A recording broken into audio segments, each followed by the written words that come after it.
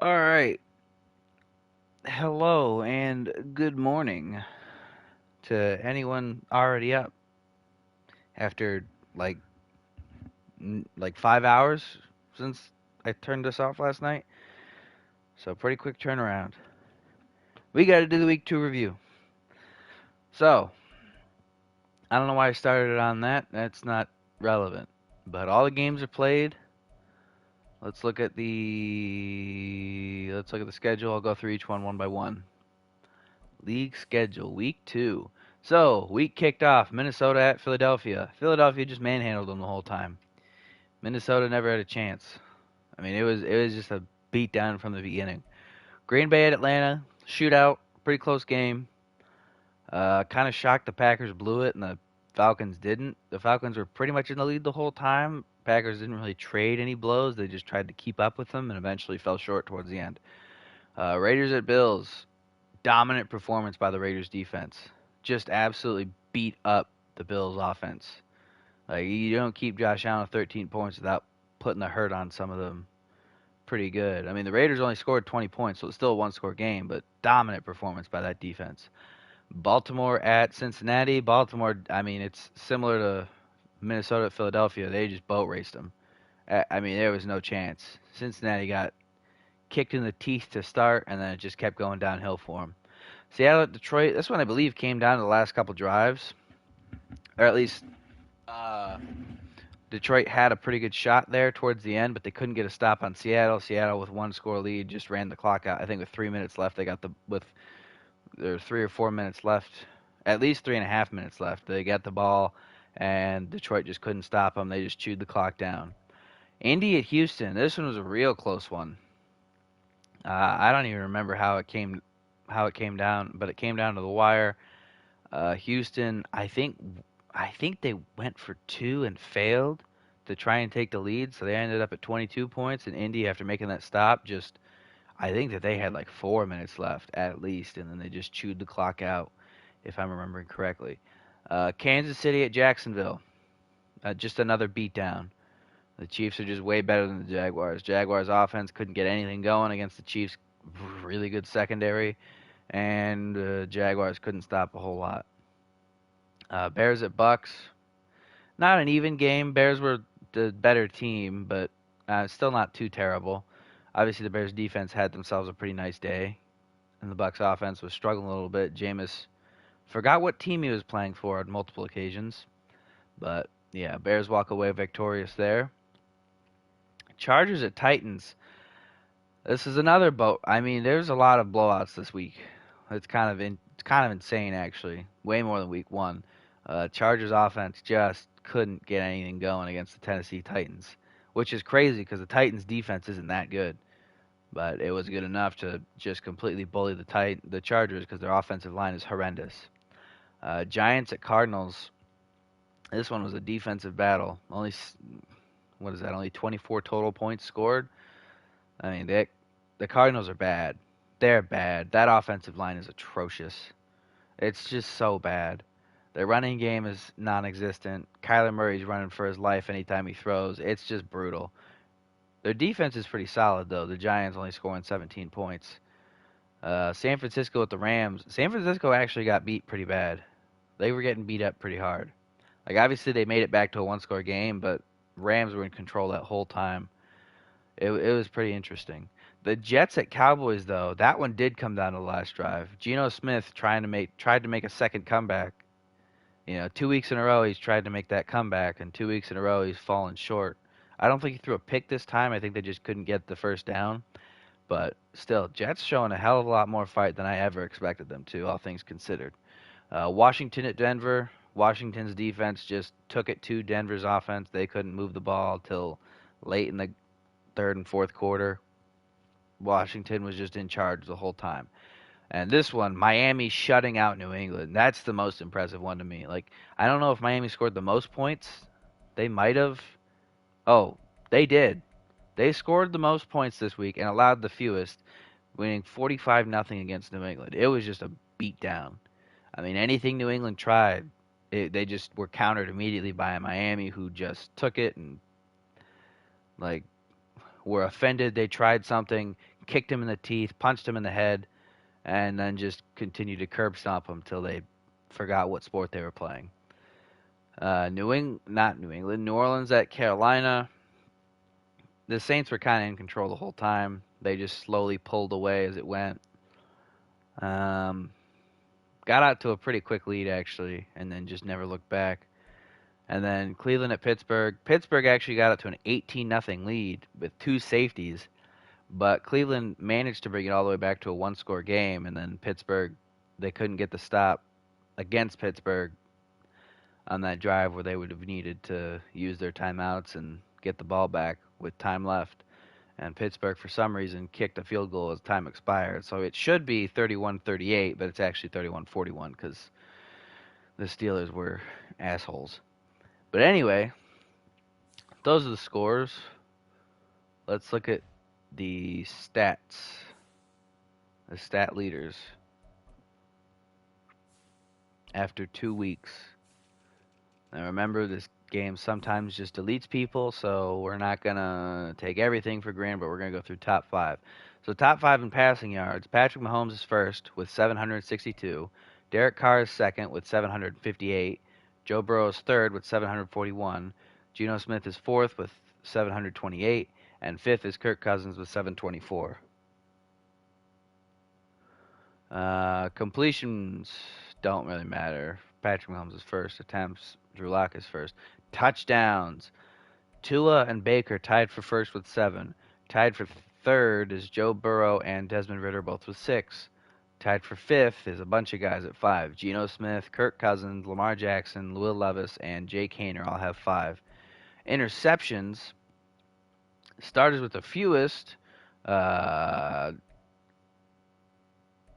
don't want to go through the fringe guys. Tua, Kirk Cousins, Mac Jones, Patrick Mahomes, Anthony Richardson, Derek Carr, Drew Lock, Daniel Jones, Desmond Ridder, Kyler Murray, and Justin Fields all have 2 or less interceptions as continued starters through 2 weeks. The most interceptions, Justin Herbert and Geno Smith tied for the most with 8. Tied for third most is Will Levis and Brock Purdy, both with 6. And then tied for fifth most is Dak Prescott, Jake Browning, who only played 1 game, Matthew Stafford, Jameis Winston, Jared Goff, and Bryce Young, all with 5.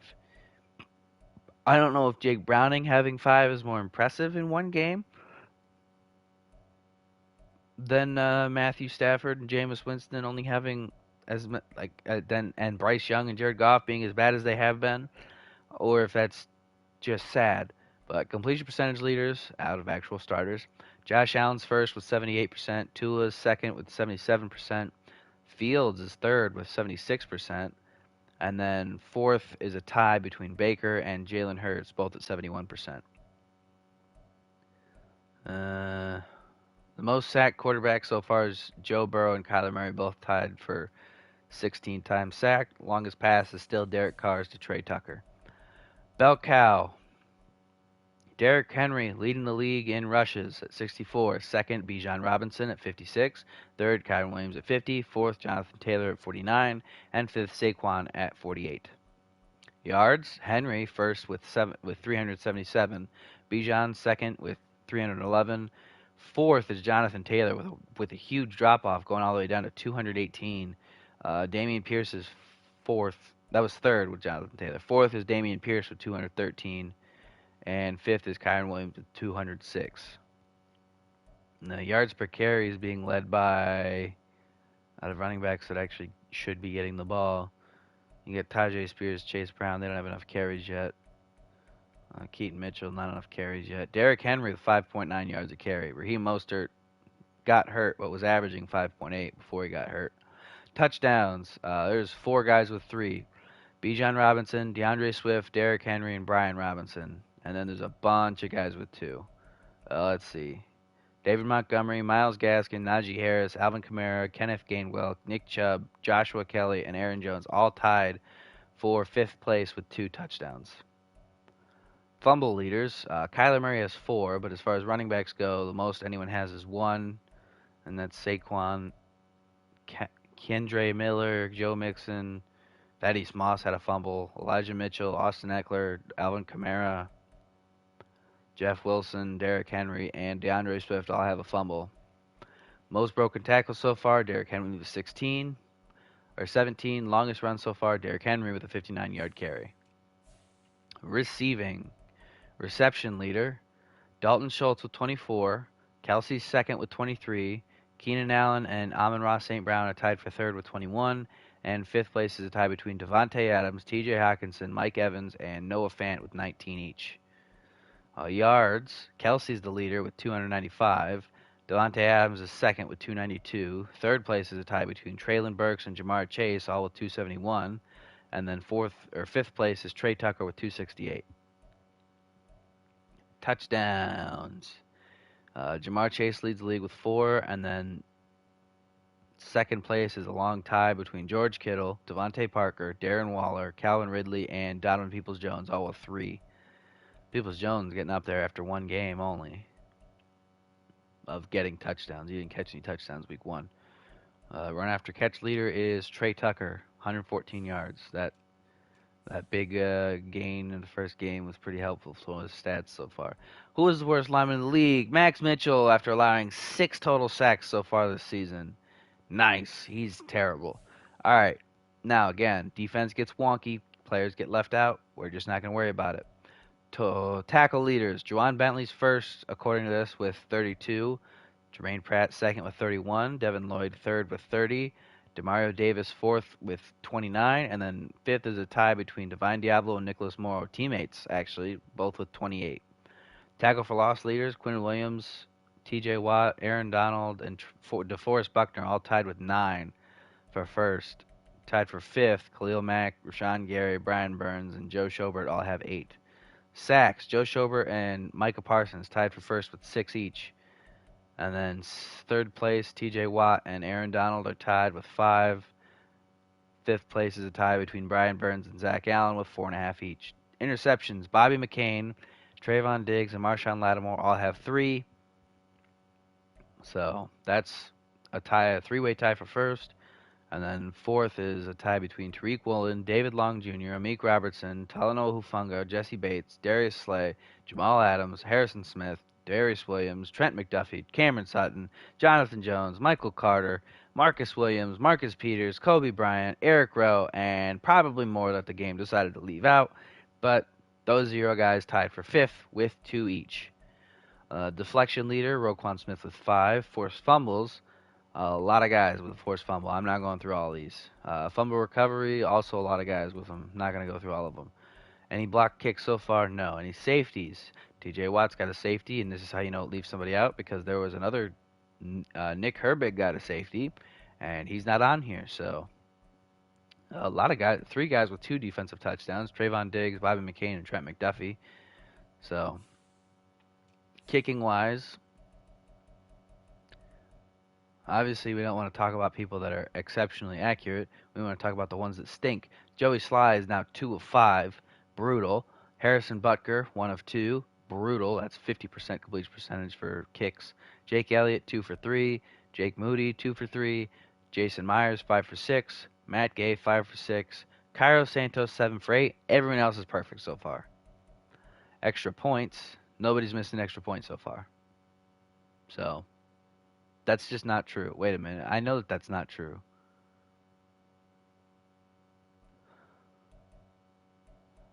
I mean, the game's telling me it's not.